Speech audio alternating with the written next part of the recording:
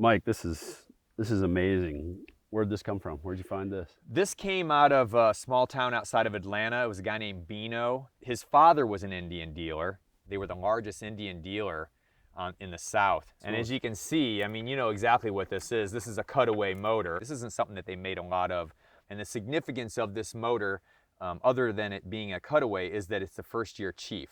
So this would have been something that they would have educated the dealers with when they came to the factory, you know, so they could go through the motion on the new motor and look at the flywheels and See what the difference is yeah, between it and the Scout. and go through the gears. If you notice the Schebler carburetor, the bowl is actually cut out here. There's actually a cork float in there's there still that's a cork cut in in it. half. I know, it's You know, unreal. the detail on this motor is incredible, and you know as well as I do that all of this was done by hand back then, a lot of it, you know. Is this something that you guys are still doing with these cutaways? I mean, anytime you do any significant technological advance, you know, you want to do something to communicate it to the public. And like you said, to the dealers. We don't do a lot of them. It's not like you casually go out and do this. It takes a lot of time. They're expensive and it's pretty meticulous work. So it's not something you'd approach casually. And this one's really detailed. I mean, they really cut away a lot. I mean, to go to the trouble of doing the carburetor, to go to the trouble of doing nickel on oil the pump. cylinders. Yeah. But a lot of people, when they look at something like this, even if you don't like motorcycles, you know, even if you're not a real true enthusiast like a lot of us are, when you it's a piece of art. It's art in motion. Yep. And I think that's what's cool about it. There's a level of craftsmanship that goes hand in hand with the work that they were doing. And yeah, it's super inspiring. You see something like this and you see all the love that went into it. You know, I can just read the love right out of it. So Mike, what about this? What can you tell me about that? This is what a lot is commonly referred to as a soup can carburetor.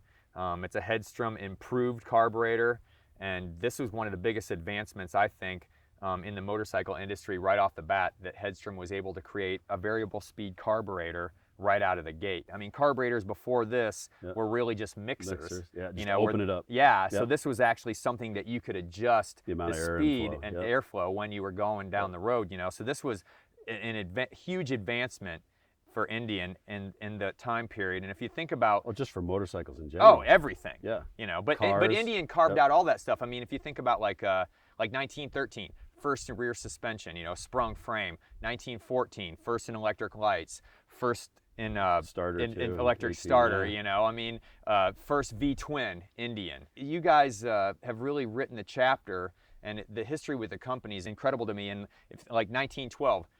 Fastest motorcycle in the world and the biggest motorcycle company in the world. So when I find something like this, I'm just like, you know, this is a piece of history. So what about, what's all this? What else we got? This is a toolkit from an Indian. A lot of the wrenches that you're gonna find back in the day, they're actually gonna say Indian Motorcycle Company on them. Yeah. You know, even that wrench right there is a collectible. These goggles, you know, this speaks to the board track, the wrecking crew, the overhead valve stuff.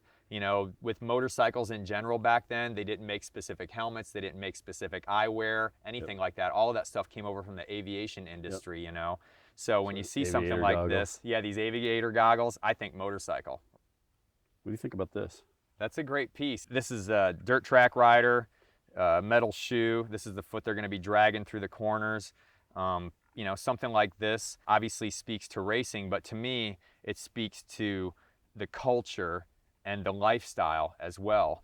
What's great about this piece is the leather boot still here. Yeah. I find the metal shoes a lot of times, but I never find the boot itself. Yeah, and you can really tell that's the boot. Yeah, That it boot's is, been man. in there, yeah. It's got the imprint. So where'd this come from? How much chicken crap did you have to dig through to get to this? Actually, I didn't have to pull this out of anything like that. The Power Plus motor came out in 1916 with Indian, side valve, flathead. You know, the cool thing about this motor is Harley didn't come out with anything like this until the 30s when they come out with the VL series, you know, things like that. So actually, a lot of the Harley guys back in the 30s when Harley introduced their new motor and it looked like this, they thought it was a ripoff of the Indian Motorcycle Company. Wow. Yeah. Does something like this inspire you as far as like the design that you have to do now? Yeah, we're trying to make a connection. Definitely trying to make a connection. You got to be able to look back there and see all that heritage. You know, people look at you and see your dad, right? I mean, that's what I want. You're you.